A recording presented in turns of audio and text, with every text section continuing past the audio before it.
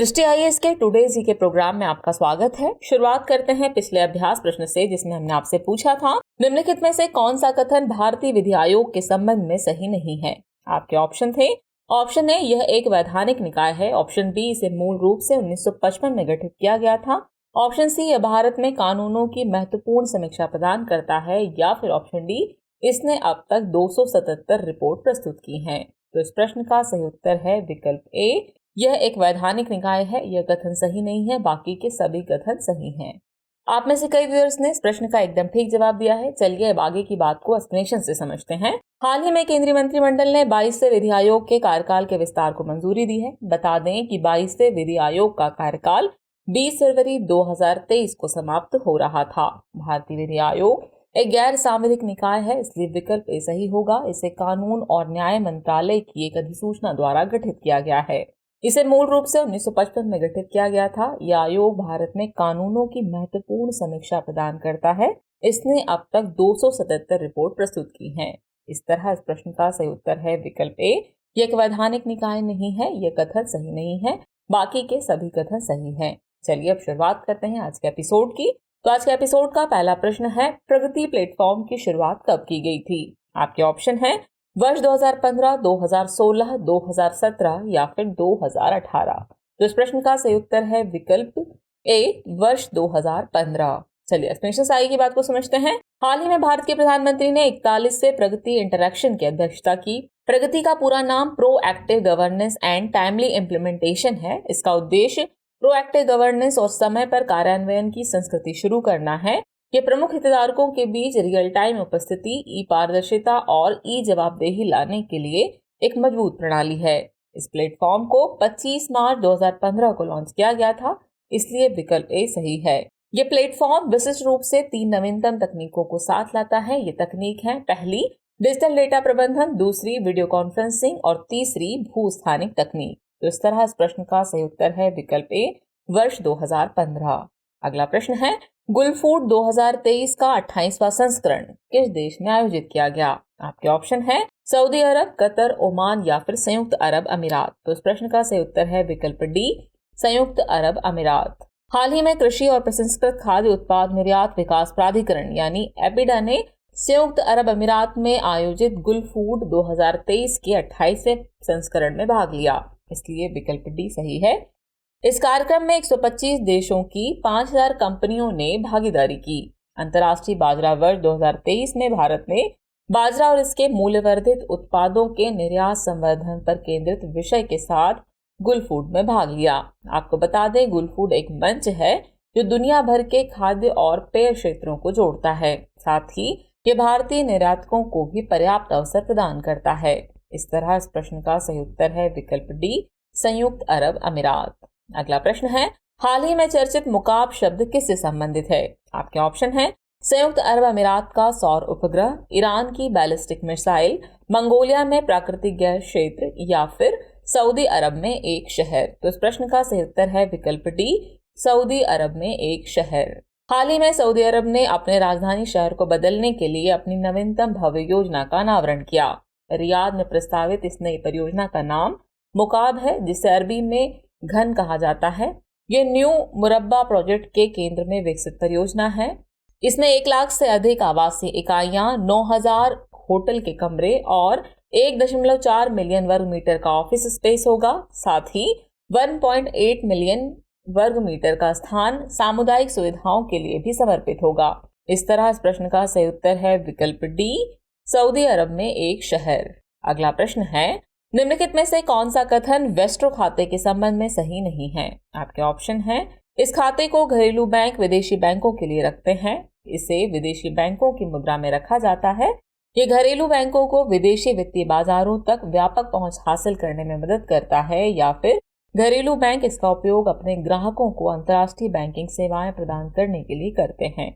इस तरह इस प्रश्न का सही उत्तर है विकल्प बी, इसे विदेशी बैंकों की मुद्रा में रखा जाता है। यह कथन जो है सही नहीं है, बाकी के सभी कथन सही हैं। चलिए एक्सप्लेनेशन से आगे की बात को समझते हैं।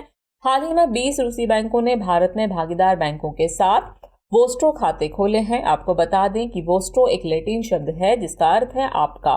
यह एक ऐसा खाता है जिससे एक घरेलू बैंक स्थानीय मुद्रा में विदेशी बैंक के लिए रखता है, इसलिए विकल्प बी सही होगा। भारत के मामले में यह रुपया है। ये घरेलू बैंकों को विदेशी वित्तीय बाजारों तक व्यापक पहुंच प्राप्त करने में मदद करता है। ये खाते घरेलू बैंकों को अपने उन ग्राहकों को अंतर्राष्ट्रीय बैंकिंग सेवाएं प्रदान करने में सक्षम बनाते हैं जिनकी वैश्विक बैंकिंग आवश्यकताएं हैं। इस तरह इस प्रश्न का सही उत्तर है विकल्प बी, इसे विदेशी बैंकों की मुद्रा में रखा जाता है। यह कथन सही नहीं है, बाकी के सभी कथन सही हैं। अगला प्रश्न है, हाल ही में किस राज्य ने इंजेक्टेबल पोलियो वैक्सीन की अतिरिक्त खुराक की घोषणा की है? आपके ऑप्शन है उत्तर प्रदेश, बिहार, झारखंड या फिर पश्चिम बंगाल। तो इस प्रश्न का सही उत्तर है विकल्प डी, पश्चिम बंगाल।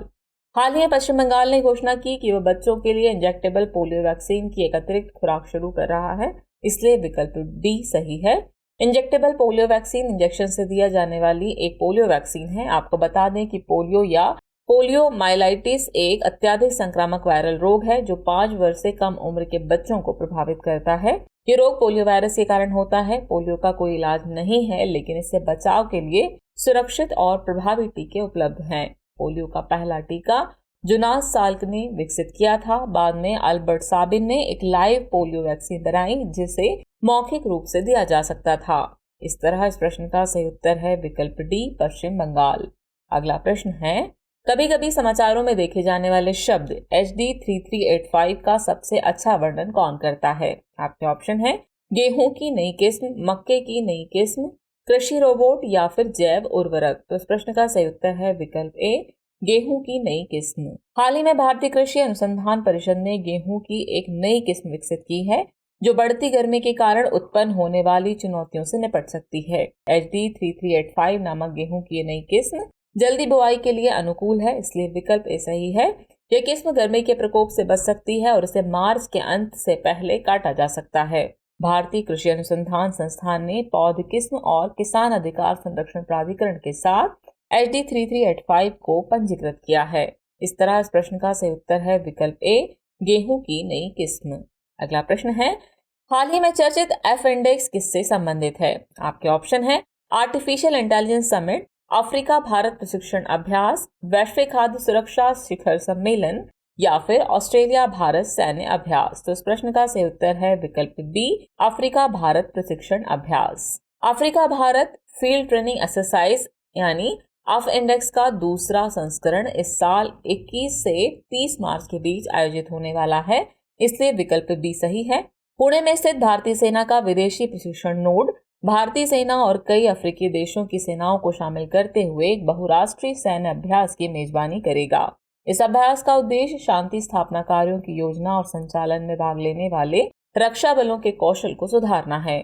बताते चलें कि एफ इंडेक्स का उद्घाटन संस्करण मार्च 2019 में आयोजित किया गया था। इस तरह इस प्रश्न का सही उत्तर है विकल्प बी, अफ्रीका भारत प्रशिक्षण अभ्यास। नेक्स्ट क्वेश्चन, हाल ही में सुर्खियों में रहा ऑपरेशन लिम्पिड किस देश से संबंधित है? आपके ऑप्शन है कनाडा, रूस, जापान या फिर भारत। तो इस प्रश्न का सही उत्तर है विकल्प ए, कनाडा। हाल ही में कनाडा की सेना ने कहा कि उसने आर्कटिक में चीनी निगरानी प्रयासों के साक्ष्य खोजे हैं। कनाडाई सेना ने ऑपरेशन लिम्पिड के हिस्से के रूप में इस निगरानी का पता लगाया है। ऑपरेशन लिम्पिड कनाडाई सेना का एक मिशन है, इसलिए विकल्प ए सही है। यह भूमि, समुद्र और वायु डोमेन की निगरानी करके देश की सुरक्षा के लिए खतरों की पहचान करता है। इस तरह इस प्रश्न का सही उत्तर है विकल्प ए, यानी कि कनाडा। अगला प्रश्न है, I2U2 समूह के संदर्भ में निम्नलिखित कथनों पर विचार कीजिए। कथन 1 है यह 2010 में अस्तित्व में आया। कथन 2 है भारत इस समूह का सदस्य नहीं है। उपर्युक्त में से कौन सा ऐसे कथन सही है या फिर है? आपके ऑप्शन है केवल 1, केवल 2, 1 और 2 दोनों, और न तो 1 न ही 2। तो इस प्रश्न का सही उत्तर है विकल्प डी, न तो 1 न ही 2। चलिए इस प्रश्न से आगे की बात को समझते हैं। हाल ही में संयुक्त अरब अमीरात के अबू धाबी में I2U2 बिजनेस फोरम का उद्घाटन किया गया था। I2U2 समूह भारत, इजराइल, संयुक्त अरब अमीरात और संयुक्त राज्य अमेरिका का एक समूह है, इसलिए कथन 2 सही नहीं है। इसकी शुरुआत अक्टूबर 2021 में इजराइल और UAE के बीच अब्राहम समझौते के बाद हुई थी, इसलिए कथन 1 भी सही नहीं है। इस प्रकार इस प्रश्न का सही उत्तर विकल्प डी होगा, यानी न तो 1 न ही 2। इस समूह का लक्ष्य जल, ऊर्जा, परिवहन, अंतरिक्ष, स्वास्थ्य एवं खाद्य सुरक्षा में संयुक्त निवेश और नई पहल पर सहयोग करना है। तो इस तरह प्रश्न का सही उत्तर हुआ न तो 1 न ही 2। चलिए अब हम पहुंच गए हैं एपिसोड के अंतिम प्रश्न पर। तो अंतिम प्रश्न है, निम्नलिखित कथनों में से गलत कथन की पहचान कीजिए। आपके ऑप्शन है भारत ने 2020 में मातृ मृत्यु दर की दूसरी सबसे बड़ी संख्या दर्ज की। 2020 में भारत की मातृ मृत्यु दर 103 थी। वैश्विक स्तर पर 2020 में अनुमानित 2,87,000 मातृ मृत्यु हुई और सूडान ने 2020 में उच्चतम मातृ मृत्यु दर्ज की। तो इस प्रश्न का सही उत्तर है विकल्प डी। सूडान ने 2020 में उच्चतम मातृ मृत्यु दर्ज की। यह कथन गलत है, बाकी के सभी कथन सही हैं।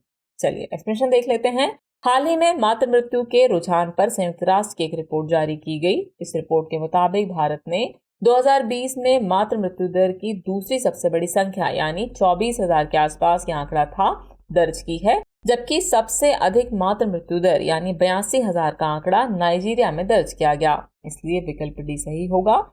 हालांकि साल 2000 और 2020 के बीच भारत में मातृ मृत्यु दर यानी मदर मोर्टेलिटी रेट में 73.5% की कमी आई है। वर्ष 2020 में भारत की मातृ मृत्यु दर 103 थी। इसकी तुलना में अर्जेंटीना, भूटान, ब्राजील, किर्गिस्तान और फिलीपींस जैसे अन्य विकासशील देशों ने भारत से बेहतर प्रदर्शन किया है। वैश्विक स्तर पर साल 2020 में अनुमानित 2,87,000 मृत्यु हुई है। इस तरह इस प्रश्न का सही उत्तर है विकल्प डी यानी सूडान ने 2020 में उच्चतम मातृ मृत्यु दर्ज की। यह कथन गलत है, बाकी के सभी कथन सही हैं। चलिए अब वक्त हो चला है आज के एपिसोड से रिलेटेड अभ्यास प्रश्न को नोट करने का। तो अभ्यास प्रश्न है, हाल ही में खबरों में रहा अमा कृष्णेयाई क्या है? आपके ऑप्शन है। ऑप्शन ए भारत का पहला सोलर चैटबॉट, ऑप्शन बी किसान credit card, option C Bharat का पहला कृषि चैटबॉट या फिर ऑप्शन डी गेहूं की नई किस्म। तो व्यूअर्स इस प्रश्न का जवाब कमेंट बॉक्स में देना न भूलें। जल्द ही मिलते हैं नए एपिसोड में नए नए सवालों और उनके नए नए जवाबों और जानकारियों के साथ। तब तक के लिए शुक्रिया।